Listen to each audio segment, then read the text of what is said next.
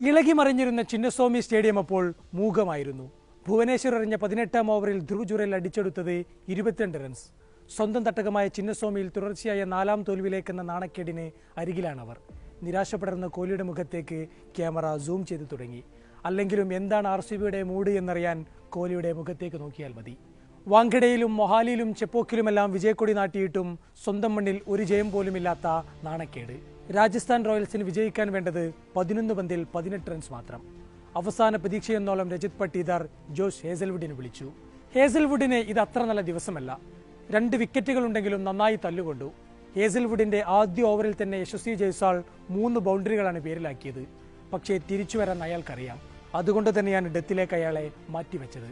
16-ാം ഓവറിൽ 6 റൺസ് മാത്രം കൺസിഡർ ചെയ്ത ഹേസൽവുഡ് ഹെറ്റ്മേറെ പുറത്താക്കുകയും ചെയ്തിരുന്നു. എങ്കിലും 19-ാം ഓവർ എറിയുക എന്നത് ഒരു ടാസ്ക്കാണ്. 10 റൺസ് പിറന്നാൽ പോലും അത് ടീമിനെ തോൽപ്പിച്ചേക്കാം. ഹേസൽവുഡ് സ്വതസിദ്ധമായ രീതിയിൽ റണ്ണപ്പ് തുടങ്ങി. ആദ്യ പന്തിൽ 1 റൺസ് മാത്രം. 2ാം പന്ത് ഒരു slow ball off cutter.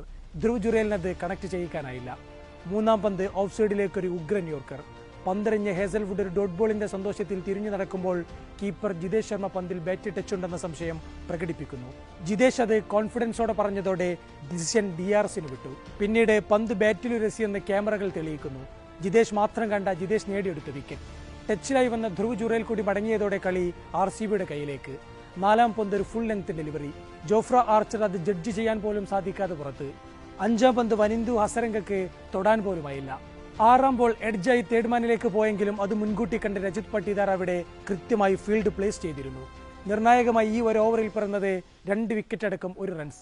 IPL ചരിത്രത്തിലെ തന്നെ ഏറ്റവും മികച്ച ഓവറുകളിലൊന്ന്. ഹേസൽവുഡ് പന്തെടുക്കുമ്പോൾ RCB വിജയിക്കാനുള്ള സാധ്യത 17% ആ ഒരൊറ്റ ഓവർ കൊണ്ട് അത് 66% ഉയർന്നു. രാജസ്ഥാൻ കയ്യിലിരുന്ന മത്സരം കുളമാക്കിയതല്ലേ എന്ന ചോദ്യത്തിനും മറുപടിയുണ്ട്. ഡൽഹിക്കായി സ്റ്റാർക്കും ലക്നൌക്കായി ആവേശ് ഖാനും ചെയ്തത് അതിനേക്കാൾ മികച്ച രീതിയിൽ ഹേസൽവുഡ് ചെയ്തു. അതെ, ഇക്കുറി രാജസ്ഥാന്റെ അന്തകന്റെ പേര് ഹേസൽവുഡ് എന്നാണ്. RCB ഇത്രയും കാലം കാത്തിരുന്നത് ഇതുപോലൊരു ബൗളർക്ക് വേണ്ടിയായിരുന്നു. ഇങ്ങനെ ഒറ്റക്കൊരു മത്സരം തിരിച്ചുപിടിക്കാൻ പോന്ന ഒരു ബൗളറെ അവർ വല്ലാതെ മിസ് ചെയ്തിരുന്നു. എല്ലാ കാലത്തും RCBയുടെ വീക്കായിരുന്ന ബൗളിംഗ് ഡിപ്പാർട്ട്മെന്റിന്റെ ചീത്തപ്പേര് ഒരാൾ തിരുത്തുന്നു. സീസണിൽ 9 മത്സരങ്ങളിലും കളത്തിലിറങ്ങിയ ഹേസൽവുഡ് 197 പന്തുകളാണ് എറിഞ്ഞു തീർത്തത്.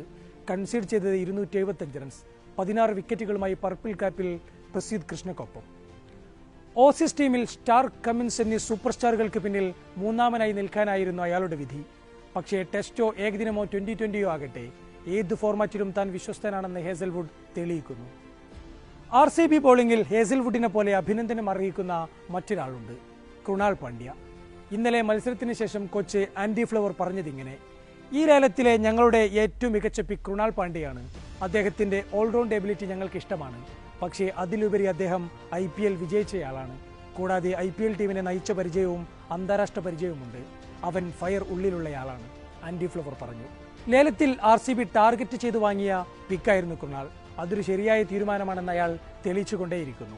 ആദ്യ മത്സരത്തിൽ 10 ഓവറിൽ 107 റൺസുമായി കുതിച്ച കൊൽക്കത്തയെ 174 റൺസിലൊതുക്കിയത് കൃണാലിന്റെ മിടുക്കിലായിരുന്നു. മുംബൈക്കെതിരെ വാങ്കഡയിൽ അവസാന ഓവർ എറിയാൻ കൃണാലിനെ പന്തേൽപ്പിച്ചപ്പോൾ ആശങ്കകൾ ഏറെയുണ്ടായിരുന്നു. പക്ഷേ 3 വിക്കറ്റുകളടക്കം 6 റൺസ് മാത്രമാണ് അയാൾ കൺസീഡ് ചെയ്തത്.